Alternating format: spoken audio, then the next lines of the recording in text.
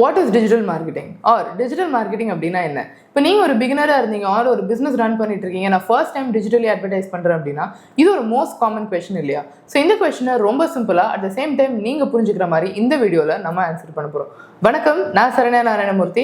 Tamil entrepreneur அகாடமியில் தமிழில் ரொம்ப சிம்பிளாக மார்க்கெட்டிங் ஸ்ட்ராட்டஜிஸை சிம்பிளிஃபை பண்ணி ஆண்டர்பிரினர்ஸ்க்கு சொல்லி கொடுத்துட்ருக்கோம். எதனால ஸ்டார்ட் பண்ணோம்? லாஸ்ட் 8 இயர்ஸாக நான் மார்க்கெட்டிங்கில் ஸ்பெஷலி சேல்ஸ் நீங்கள் எப்படி இன்க்ரீஸ் பண்ணலாம் அப்படின்றதுல more than 200 கிளைண்ட்ஸோட ஒர்க் பண்ணியிருக்கோம். more than 25 crores of revenue generate பண்ணியிருக்கோம். அண்ட் ஓவராலாக நாங்கள் பார்த்த ஒரு முக்கியமான கேப் என்னன்னா, தமிழ்நாட்டில் நேட்டிவ் ஆண்டர்பிரினர்ஷிப் டயர் 2 டயர் 3 சிட்டிஸில் எவ்வளோ ஆண்டர்பிரினர்ஸ் இருந்தோம், அவங்க க்ரோ ஆகாமல் இருக்கிறதுக்கு ஒரு முக்கியமான காரணம் அவேர்னஸ் இல்லை. எப்படி பொசிஷன் பண்ணுறதுன்னு தெரியல, எப்படி லீட் ஜென்ரேட் பண்ணுறதுன்னு தெரியல, எப்படி சேல்ஸ் பண்ணுறதுன்னு தெரியல அப்படின்றது தான். ஸோ அந்த கேப்பை ஃபிக்ஸ் பண்ணுறது தான் தமிழ் ஆண்டர்பிரினர் அகாடமியில் டிஜிட்டல் மார்க்கெட்டிங் ஒரு டிஜிட்டலி உங்களோட சேல்ஸை நீங்கள் எப்படி க்ரோ பண்ணுறதுன்றதை டீட்டெயிலாக சொல்லி தர போகிறோம். அண்ட் இந்த வீடியோவில் டிஜிட்டல் மார்க்கெட்டிங்னா என்னன்றதை உங்களுக்கு சொல்லித்தரேன். ஸோ வீடியோவில் போகலாமா?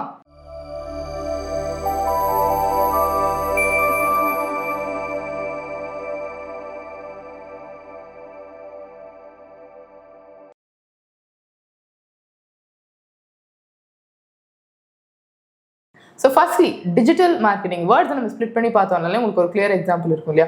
டிஜிட்டலி ஆன்லைனில் உங்களோட சேல்ஸ் எப்படி இன்க்ரீஸ் பண்ணுறது, அதுக்கான டூல்ஸ் என்னென்ன, அதான் வந்து சிம்பிளாக சொல்லணும்னா டிஜிட்டல் மார்க்கெட்டிங். அவ்வளோதான். அதில் வந்து நிறைய பேர் நிறையா சொல்லுவாங்க. Website, search engine, social media, ஆட்ஸாக இருக்கலாம், இன்ஃப்ளூயன்சர் மார்க்கெட்டிங்காக இருக்கலாம், இமெயிலாக இருக்கலாம், வாட்ஸ்அப்பாக இருக்கலாம், லிஸ்ட் போயிட்டே இருக்கும்.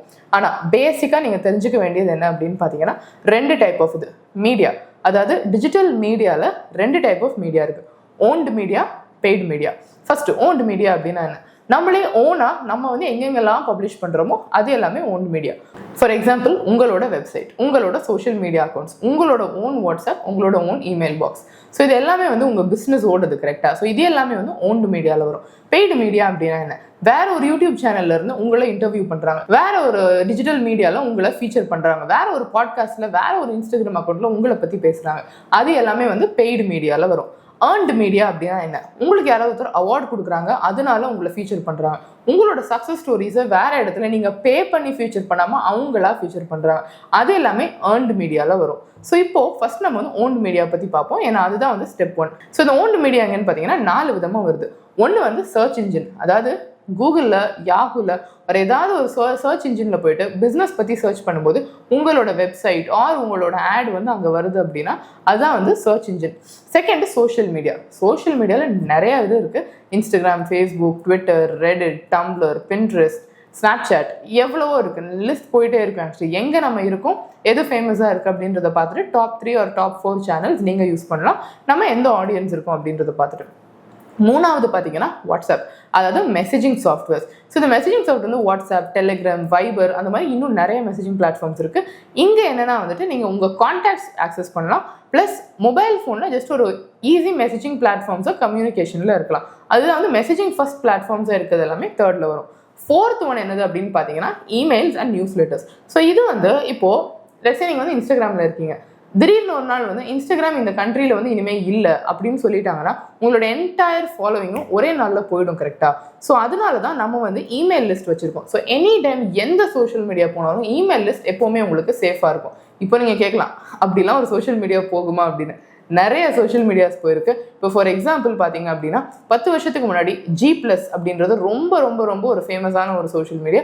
பட் அது க்ளோஸ் ஆகிடுச்சு. அதுக்கப்புறம் ட்விட்டர் வந்தது. ட்விட்டரை ரீபிராண்ட் பண்ணிட்டு தான் இப்போ எக்ஸ் அப்படின்ற நேமில் இப்போது ஒர்க் ஆகிட்டு இருக்கு. டிக்டாக் பார்த்தீங்கன்னா ரொம்ப ஃபேமஸாக இருந்தது, இப்போ சுத்தமாக இல்லை. மியூசிக்கலையும் அதே மாதிரி தான் ரொம்ப ஃபேமஸாக நிறையா பேர் அதை யூஸ் பண்ணிட்டு இருந்தாங்க இன்ஸ்டாகிராமுக்கு முன்னாடி. பட் இப்போது அந்த பிளாட்ஃபார்மே இல்லை. ஸோ இந்த மாதிரி பார்த்தீங்கன்னா த்ரூ அவுட் ஹிஸ்ட்ரியில் நிறையா பிளாட்ஃபார்ம்ஸ் வந்துட்டு போயிட்டு இருந்துகிட்டே தான் இருந்திருக்கு. ஆனால் உங்கள் பிஸ்னஸ்க்கு எனக்கு கண்டிப்பாக இது வந்து என் பிஸ்னஸை க்ரோ பண்ணணும் அண்ட் ஒரு சோஷியல் மீடியானால பிஸ்னஸ் எஃபெக்ட் ஆகக்கூடாது அப்படின்னா ஆல்மோஸ்ட் எந்த அளவுக்கு நம்ம டிஸ்ட்ரிபியூட்டடாக இருக்கும். சிம்பிளாக சொல்லணும் இல்லையா? Don't put all your eggs in one basket. So எல்லா எஃபர்ட்ஸையும் ஒரே சோஷியல் மீடியாவில் போட்டு நான் இதை மட்டும்தான் க்ரோ பண்ணுறேன் அப்படின்னு இல்லாமல் கண்டென்ட்டை எப்போவுமே டிஸ்ட்ரிபியூட் பண்ணுங்கள். அதாவது நம்ம ஒரு சோஷியல் மீடியாக்காக கண்டென்ட் கிரியேட் பண்ணால் அதை வந்து எல்லா இடத்துலையும் எந்த அளவுக்கு முடியுமோ அந்த அளவுக்கு கண்டிப்பாக டிஸ்ட்ரிபியூட் பண்ணி யூஸ் பண்ணுங்கள். இப்போது ஒரு இதுலேயும் நான் வந்து என்னென்ன படிக்கணும் அது என்னென்ன கற்றுக்கணும் அப்படின்னு பார்த்தீங்கன்னா ஃபஸ்ட்டு நம்ம சர்ச் இன்ஜின் எடுத்துப்போம். இப்போ சர்ச் இன்ஜின் அப்படின்னு எடுத்துக்கிட்டிங்கன்னா கூகுளில் சர்ச் பண்ணும்போது உங்களோட ரிசல்ட் வருது இல்லையா, அதுதான் இந்த சிம்பிள் சர்ச் இன்ஜின். ஸோ அது நம்ம பார்க்கும்போது 2 விதமாக நீங்கள் பண்ணலாம். ஒன்று வந்து ஃபஸ்ட்டு முக்கியமாக ஒரு வெப்சைட் உங்களுக்கு கண்டிப்பாக வேணும். வெப்சைட். செகண்டாக அதில் நீங்கள் ஒரு டைரக்டரி மாதிரி கிரியேட் பண்ணலாம். அதை தான் நம்ம கூகுள் மை பிஸ்னஸ் அப்படின்னு சொல்லுவோம். இது ஒன்னொன்று பற்றி நீங்கள் தனித்தனியாக பார்த்தீங்க அப்படின்னா உங்களுக்கு டீட்டெயில் இது கிடைக்கும். இந்த வீடியோவில் உங்களுக்கு நான் ஒரு கம்ப்ளீட் ஓவர்வியூ கொடுத்துட்றேன். ஃபர்ஸ்ட் வந்து ஒரு வெப்சைட் நீங்கள் கிரியேட் பண்ணணும். வெப்சைட் கிரியேட் பண்ணும்போது உங்களால் www.yourbusinessname அதுக்கப்புறம் நீங்கள் போட்டிங்கன்னா தென் உங்களோட பிஸ்னஸ் நேம், உங்களோட பிஸ்னஸ் பற்றி டீட்டெயில்ஸ் எல்லாமே நீங்கள் அந்த வெப்சைட்டில் பார்க்கலாம். tamilentrepreneuracademy.com அப்படின்னு பார்த்தீங்கன்னா நம்மளோட வெப்சைட்டும் ஈஸியாக வந்துடும். ஸோ செகண்ட், இப்போ வந்து நான் வெப்சைட் கிரியேட் பண்ணுறோம். அந்த வெப்சைட் இல்லாமல் வேறு விதமாக நான் சர்ச் இன்ஜினை யூஸ் பண்ணலாமா அப்படின்னு கேட்டிங்கன்னா அதுக்கு தான் கூகுள் மை பிஸ்னஸ் இருக்குது. business.google.com அப்படின்னு போனீங்க அப்படின்னா கூகுளில் இருந்தே உங்கள் பிஸ்னஸ்க்கு ஒரு டைரக்டரி கொடுக்குற மாதிரி உங்களுக்குன்னு ஒரு பிஸ்னஸ் ப்ரொஃபைல் கொடுத்துருவாங்க.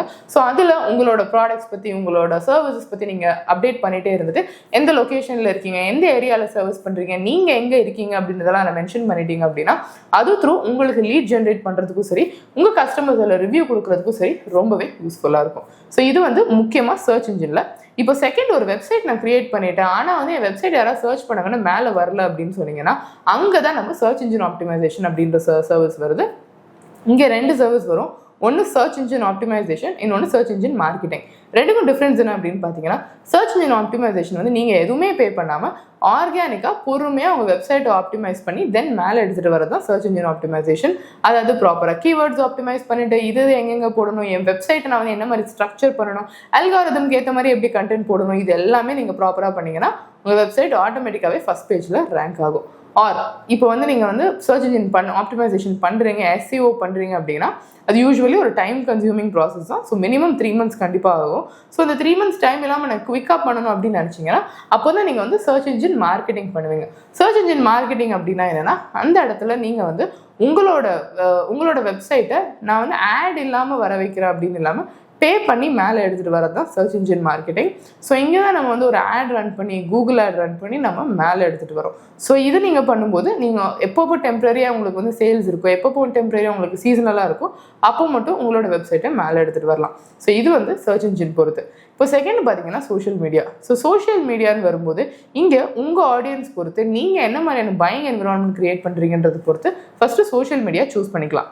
ஃபார் எக்ஸாம்பிள், எனக்கு வந்து வீடியோ கண்டென்ட் ரொம்ப கம்ஃபர்டபுளாக இருக்குது அப்படின்னும் போது நான் இன்ஸ்டாகிராம், யூடியூப் அந்த மாதிரி பிளாட்ஃபார்ம்ஸ் வந்து சூஸ் பண்ணலாம். இதே நான் வந்து டெக்ஸ்டுவல் கண்டென்ட் தான் எனக்கு கம்ஃபர்டபுளாக இருக்குது, வீடியோ கம்ஃபர்டபுளாக இல்லை அப்படின்னா நான் லிங்க்டின் சூஸ் பண்ணலாம், ஆர் பிளாக் சூஸ் பண்ணலாம், டம்ளர் சூஸ் பண்ணலாம், ஆர் ட்விட்டர் சூஸ் பண்ணலாம். ஆர் இப்போ நான் வந்து எனக்கு வந்து வீடியோஸும் ஓகே, டெக்ஸ்ட்டும் ஓகே, பட் நான் எல்லாமே யூஸ் பண்ணணும் அப்படின்னு நினச்சேன்னா ஆல் பிளாட்ஃபார்ம்ஸில் நான் ஒரு கண்டென்ட் கிரியேட் பண்ணிவிட்டு அதை டிஸ்ட்ரிபியூட் பண்ணலாம். இப்போ செகண்ட், இப்போ கண்டென்ட் ஃபார்மேட்ஸ் அடுத்து நம்ம நெக்ஸ்ட் என்ன பார்க்கணும்னா நம்ம ஆடியன்ஸ் எங்கே இருக்காங்க. இப்போ இது என்னது அப்படின்னு பார்த்தீங்கன்னா இப்போ லெட்ஸ் என்னோட ஆடியன்ஸ் வந்து ஒன்லி ப்ரொஃபஷனல் ஆடியன்ஸ் மட்டும்தான். இந்த கம்பெனிஸ் கார்பரேட் ஓனர்ஸோட கனெக்ட் பண்ணால் போதும், மற்றபடி என் பிராண்ட் நான் பில்ட் பண்ண வேண்டாம் அப்படின்னு நினச்சேன்னா லிங்க்டின் மட்டுமே போதும். ஏன்னா லிங்க்டின்ல எக்ஸாக்டாக எந்த டெசிக்னேஷனில் யார்கிட்ட நான் ரீச் அவுட் பண்ணணுன்றதை பொறுத்து என்னால் ரொம்ப ஈஸியாக ரீச் அவுட் பண்ண முடியும். அதே இது நான் என்னோட பிராண்டை பில்ட் பண்ணணும், நிறைய பேருக்கு என்னை பற்றி தெரியணும், என்னோட சர்வீசஸ் இன்னும் நிறைய பேர் ரீச் பண்ணணும், என்னோட போர்ட்ஃபோலியோஸில் நல்லா இருக்கிறது நான் ப்ராப்பராக டிஸ்பிளே பண்ணணும் அப்படின்னு நினச்சேன்னா இன் தட் கேஸ் நான் இதர் இன்ஸ்டாகிராம், ஃபேஸ்புக் ஆர் ட்விட்டர் இன்னும் டீட்டெயிலாக என்னோட ஆடியன்ஸ் எந்த ஏஜ் குரூப் எதை அதிகமாக யூஸ் பண்ணுறாங்கன்றதை பொறுத்து நான் இந்த சோஷியல் மீடியாஸ் பார்க்கலாம். என் போர்ட்ஃபோலியோஸ் டிஸ்பிளே பண்ணுறதுக்கு இப்போ நான் வீடியோ போர்ட்ஃபோலியோஸ் நிறைய வச்சிருந்தேன். ஃபார் எக்ஸாம்பிள் நான் ஒரு ஃபோட்டோகிராஃபர், வீடியோகிராஃபர், நான் ஈவெண்ட்ஸ் பண்ணுறேன் அப்படின்ற மாதிரி இருந்தால் இன்ஸ்டாகிராம் பெஸ்ட் பிளாட்ஃபார்ம். இப்போ நான் வந்து ஒரு கிராஃபிக் டிசைனர் என்னோட ஒர்க் மெயினாக ஃபோட்டோஸில் இருக்குது, வீடியோஸில் இல்லை அப்படின்னா பெஹான்ஸ் அப்படின்ற பிளாட்ஃபார்ம் நீங்கள் யூஸ் பண்ணலாம். உங்கள் போர்ட்ஃபோலியோக்கு அது ரொம்பவே நல்லாயிருக்கும். ஆர் நீங்கள் வந்து நான் ஒரு நீஷ் ஆடியன்ஸோட கனெக்ட் பண்ணணும், இந்த கம்யூனிட்டி யூஸ் பண்ணுறவங்களோட நான் நல்லா கனெக்ட் பண்ணணும் அப்படின்னு நினச்சிங்கன்னா நீங்கள் டம்ளர் யூஸ் பண்ணலாம். ஆர் நான் வந்து என்னோட ஆன்லைன் ரெப்யூட்டேஷன் நிறைய பேர் என்னை பற்றி வந்து நல்லா பேசணும், எனக்கு வந்து ரொம்ப வைராலிட்டி நல்லா வேணும், நான் ஒரு தாட் வந்து போட்டோம் அப்படின்னா கான்ட்ரவர்சியும் சரி அப்ரிஷியேட் பண்ணுற மாதிரியும் சரி எனக்கு நிறைய கமெண்ட்ஸ் வேணும் அப்படின்னு நினச்சிங்கன்னா நீங்கள் எக்ஸ் போகலாம். ஆக்சுவலி ட்விட்டராக இருந்தப்போ அந்த கான்ட்ரவர்ஷியல் ஒப்பீனியன்ஸ் ரொம்ப நல்லா ஒர்க் ஆகிட்டு இருந்தது. எக்ஸ்ன்னு வரப்போ ஃபில்டர்ட் அண்ட் அன்ஃபில்டர்ட் தாட்ஸ் கொஞ்சம் நிறையா வருது. ஸோ அதுக்கு பொறுத்துட்டு நீங்கள் எந்த சோஷியல் மீடியான்னு சூஸ் பண்ணிக்கலாம். மூணாவது messaging platform. So messaging platform எதுக்கு அப்படின்னா உங்கள் ஆடியன்ஸோட ரிலேஷன்ஷிப் கன்சிஸ்டண்ட்டாக பில்ட் பண்ணுறதுக்கு. இப்போ மற்ற சோஷியல் மீடியாவில் பார்த்தீங்கன்னா நீங்கள் வந்து போஸ்ட் பண்ணுறீங்கன்னா உங்கள் ஃபாலோவர்ஸையும் தாண்டி நிறைய எக்ஸ்டர்னல் ஃபாலோவர்ஸ்க்கு உங்கள் வீடியோஸ் வந்து போகும். ஆனால் மெசேஜிங் பிளாட்ஃபார்மில் அப்படி கிடையாது. உங்களுக்கே தெரியல, வாட்ஸ்அப்பில் உங்களுக்கு யார்கிட்ட கான்டாக்ட்ஸ் இருக்கோ, நீங்கள் எந்தெந்த குரூப்பில் இருக்கீங்களோ அவங்களுக்கு மட்டும்தான் டெக்ஸ்ட் பண்ண முடியும். ஸோ அந்த மாதிரி ஒரு ரிலேஷன்ஷிப் பில்ட் பண்ணுறதுக்கு கண்டினியூஸாக அவங்க ஆடியன்ஸ் கிட்ட ஒரு இன்புட் ஷேர் பண்ணுறதுக்கு நீங்கள் வாட்ஸ்அப் யூஸ் பண்ணலாம். இப்போ ஜஸ்ட் நான் மெசேஜஸ் மட்டும் தான் பண்ணுறேன், மற்றபடி வேறு எதுவும் இல்லை அப்படின்னா ரெகுலர் வாட்ஸ்அப்பே போகலாம். ஆர் நீங்கள் உங்கள் பிஸ்னஸ்க்கு கேட்லாக் யூஸ் பண்ணணும், அதை ஃபேஸ்புக்கோட கனெக்ட் பண்ணி ஆட் ரன் பண்ணணும் அப்படின்னா பிஸ்னஸ் வாட்ஸ்அப் யூஸ் பண்ணுங்கள். உங்களுக்கு கேட்லாகிங்லாம் ரொம்ப யூஸ்ஃபுல்லாக இருக்கும். Finally fourth one email news letters. நான் முன்னாடியே சொன்ன மாதிரி திடீர்னு எல்லா சோஷியல் மீடியாவும் ஓவர் நைட்டில் காணாமல் போகுது. ஒரு சோஷியல் மீடியாவையுமே நீங்கள் க்ரோ பண்ணிட்டு எல்லா எஃபர்ட்ஸுமே அதில் போட்டுட்டு அந்த ஓவர் நைட்டில் அந்த சோஷியல் மீடியா இல்லைனா என்டையர் எஃபர்ட்ஸும் வேஸ்ட் ஆகிடும் இல்லையா? ஸோ அதனால தான் நம்ம வந்து இமெயில்ஸ் யூஸ் பண்ணுறோம். ஸோ எந்த சோஷியல் மீடியா நீங்கள் எங்கே இருந்தாலும் இமெயில் லிஸ்ட் கண்டிப்பாக கலெக்ட் பண்ணுங்கள். இமெயில் லிஸ்ட் கலெக்ட் பண்ணிட்டு நியூஸ் லெட்டர்ஸில் உங்கள் ஆடியன்ஸோடு நீங்கள் எப்போவுமே கனெக்ட் இருக்கும்போது உங்களால் ஒரு கன்சிஸ்டன்ட் ரிலேஷன்ஷிப் பில்ட் பண்ண முடியுது. அண்ட் கன்சிஸ்டன்ட் ரிலேஷன்ஷிப் பில்ட் பண்ணும்போது உங்கள் ஆடியன்ஸ் நீங்கள் எப்போவுமே லூஸ் பண்ண மாட்டீங்க. அண்ட் இன் ஃபியூச்சர் ஒரு இமெயில் லிஸ்ட்டில் ஆஃபர்ஸ் கொடுக்குறது, சேல் கேம்பெயின் ரன் பண்ணுறது எல்லாத்துக்குமே நீங்கள் ரொம்ப கம்ஃபர்டபுளாக உங்கள் இமெயில் லிஸ்ட்டை யூஸ் பண்ணலாம். ஸோ பேசிக்காக டிஜிட்டல் மார்க்கெட்டிங்னா என்னென்ன இருக்குது அப்படின்னு கேட்டிங்கன்னா இதுதான் மெயின் ஆக்சுவலி. ஸோ இதில் உங்களுக்கு உங்கள் பிஸ்னஸ்க்கு எது கரெக்டாக இருக்கும் அப்படின்னு நீங்கள் இன்னும் டீட்டெயிலாக தெரிஞ்சுக்கணும் அப்படின்னா கண்டிப்பாக எனி டைம் ஒரு ஸ்ட்ராட்டஜி கால் புக் பண்ணலாம். இன்ஸ்டாகிராமில் தமிழ் என்டர்பிரனர் அகாடமி அப்படின்னு சர்ச் பண்ணி டிஎம் பண்ணுங்கள். டிஎம் பண்ணி உங்கள் டவுட்ஸ் என்னன்னு கேளுங்க. எனி டைம் உங்கள் கொஷின்ஸ் நாங்கள் ஆன்சர் பண்ணுவோம். நீங்கள் வந்து டிஜிட்டல் மார்க்கெட்டிங் கற்றுக்கணும்னு நினைக்கிறீங்க ஆர் டிஜிட்டல் மார்க்கெட்டிங் உங்கள் பிஸ்னஸ்க்கு இம்ப்ளிமெண்ட் பண்ணணும் அப்படின்னு நினைக்கிறீங்கன்னா முதல்ல எந்த ஸ்ட்ராட்டஜிஸை இம்ப்ளிமெண்ட் பண்ணணும் ஆர் இதில் எது எனக்கு ஃபீஸிபிளாக இருக்கும், என்னோட லாங் டேர்ம் ரிசல்ட்டாக இல்லை ஷார்ட் டேர்ம் ரிசல்ட்ஸ்க்கு எது பெட்டராக இருக்கும், என் ஆடியன்ஸ் வந்து எதில் அதிகமாக பார்ப்பாங்க அப்படின்னு எல்லாமே கன்சிடர் பண்ணிவிட்டு தென் இம்ப்ளிமெண்ட் பண்ணுங்கள். அதுதான் வந்து உங்களுக்கு பெனிஃபிஷியலாக இருக்கும். ஸோ இந்த மாதிரி டிஜிட்டல் மார்க்கெட்டிங் ரிலேட்டடாகவும் சரி, உங்கள் பிஸ்னஸ் க்ரோ பண்ணது ரிலேட்டடாகவும் சரி, இன்னும் நிறைய கண்டென்ட் பார்க்கணும் அப்படின்னா தமிழ் என்டர்பிரனர்ஸ் அகாடமி ஒரு யூடியூப் சேனலை சப்ஸ்கிரைப் பண்ணுங்கள். இன்ஸ்டாகிராமில் நம்மளோட பேஜ் ஃபாலோ பண்ணுங்கள். எவ்ரி சிங்கிள் டே ப்ரொடக்டிவாக மோஸ்ட் இம்பார்ட்டன்ட் வீடியோஸ் உங்களுக்கு ரெகுலராக ஷேர் பண்ணிட்டு இருக்கோம். அண்ட் இந்த வீடியோவை உங்களோட ஆண்டர்பிரினியரியல் ஃப்ரெண்ட்ஸ்க்கு பிஸ்னஸில் இன்ட்ரெஸ்டடாக இருக்க ஃப்ரெண்ட்ஸ்க்கும் கண்டிப்பாக ஷேர் பண்ணுங்கள். யாராவது ஒரு பாசிவ் இன்கம் கிரியேட் பண்ணணும்னு நினைக்கிறாங்க ஆர் நான் வந்து ஆன்லைனில் ஏதாவது ஒரு ஜாப்ஸ் பண்ணணும், ஒர்க் ஃப்ரம் ஹோம் ஜாப்ஸ் பண்ணணும் அப்படின்னு நினைக்கிறாங்கன்னா டிஜிட்டல் மார்க்கெட்டிங் எந்த அளவுக்கு ஒரு நல்ல ஆப்பர்ச்சுனிட்டி அப்படின்றத கண்டிப்பாக உங்களுக்கு சொல்லிட்டு இந்த வீடியோவை ஷேர் பண்ணுங்கள். இந்த மாதிரி இன்னும் நிறைய கற்றுக்க தமிழ் என்டர்பிரினர் அகாடமியை ஃபாலோ பண்ணுங்கள். இப்போதைக்கு சைனிங் ஆஃப் பண்ண சரண்யா நாராயணமூர்த்தி.